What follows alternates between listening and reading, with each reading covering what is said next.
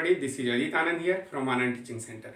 हम लोग trigonometry start किए थे। पिछला एपिसोड में हम लोग ग्रुप ए, ग्रुप बी और ग्रुप सी का फार्मूला देखे थे, डेरिवेशन देखे थे और पाइथागोरियन ट्रिपलेट्स देखे थे। आज आपके लिए टी रेशियोज पर डिपेंडेंट कुछ सवाल हैं जिसको हम लोग सॉल्व करेंगे। आपके सामने दो सवाल हम लेकर के आए हैं। चलिए सवालों को सॉल्व करते हैं, वो क्या है। तो क्वेश्चन नंबर 1 में देखते हैं, कहता है क्या, if 5 sin theta this equal to 3 है। ये गिवन है और आपको sec theta tan theta sine theta into sec theta by tan square theta plus 1 का वैल्यू लिखे आना है।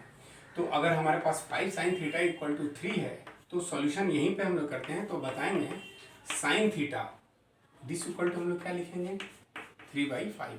और आपको पता है 3/5 की जगह पर ये मेरा परपेंडिकुलर और ये मेरा हाइपोटेनस है। तो इस केस में परपेंडिकुलर इक्वल टू 3 के मान लेते हैं। आप x लिख सकते हैं, आप k हटा करके आप 3 यूनिट लिख सकते हैं। यहाँ हाइपोटेनस इक्वल टू लिखेंगे 5 यूनिट लिख सकते हैं, 5x लिख सकते हैं, 5k लिख सकते हैं। अब हमारे पास क्या है, बेस नहीं है।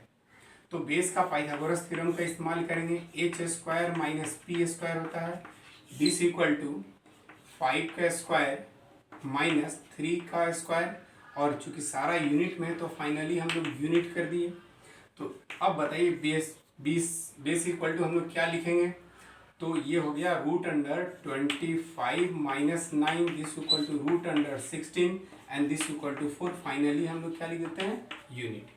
अब हमारे पास एक चीज आ गया, परपेंडिकुलर इक्वल टू कितना आया था 3 यूनिट, बेस इक्वल टू कितना आया था 4 यूनिट और हाइपोटेनस इक्वल टू कितना आया था 5 यूनिट। अभी आप मन करे तो k लिखिए, x लिखिए, यूनिट लिखिए, आप कुछ भी ऐसा कर सकते हैं। तो चलिए हम लोग आगे देखते हैं।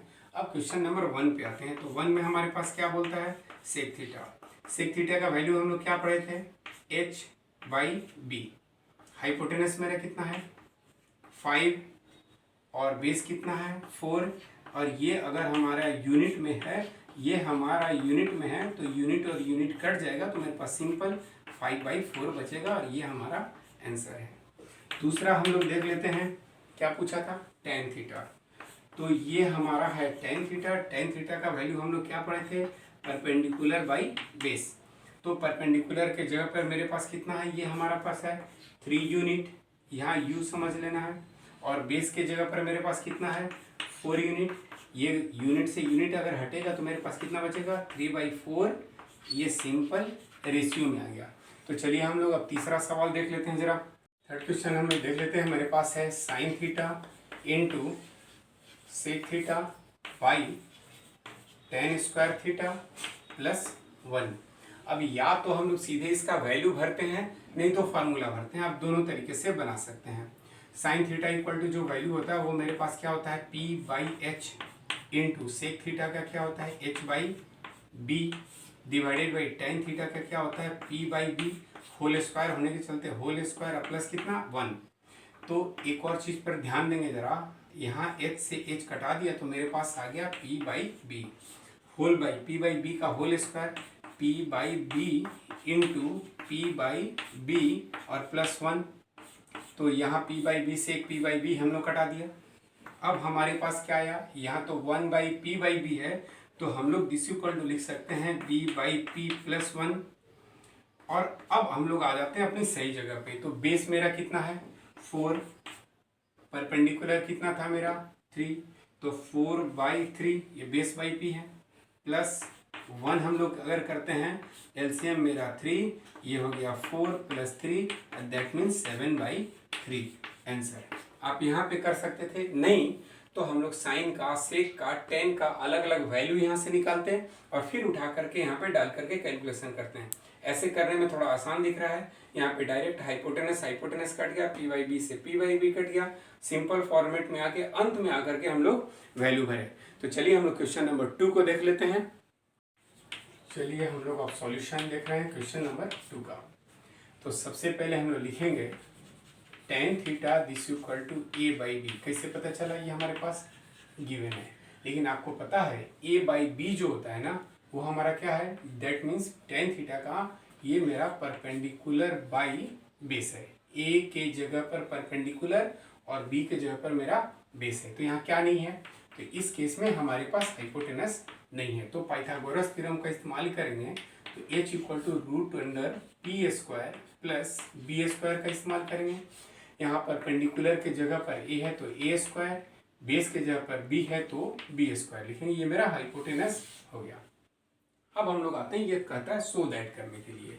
तो नाउ ये देखिए मेरे पास है क्या, LHS this equal to a sine theta minus b cos theta by a sine theta plus b cos theta है।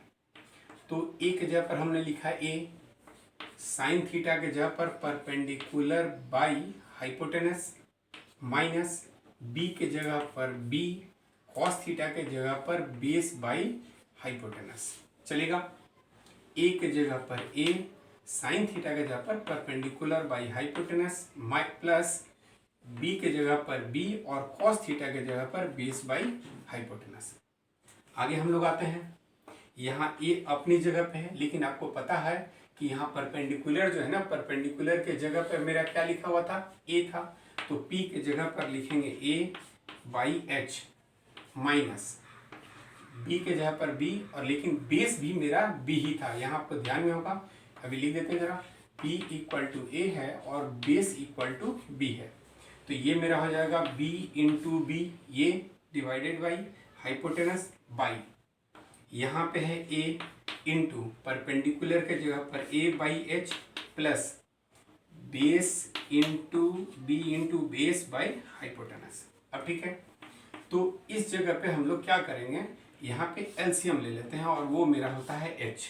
a में a से मल्टीप्लाई करेंगे a स्क्वायर माइनस b में b से मल्टीप्लाई करेंगे b स्क्वायर। यहाँ हमारा एलसीएम होगा h, a में a से मल्टीप्लाई करेंगे a स्क्वायर प्लस b में b से मल्टीप्लाई करेंगे b स्क्वायर।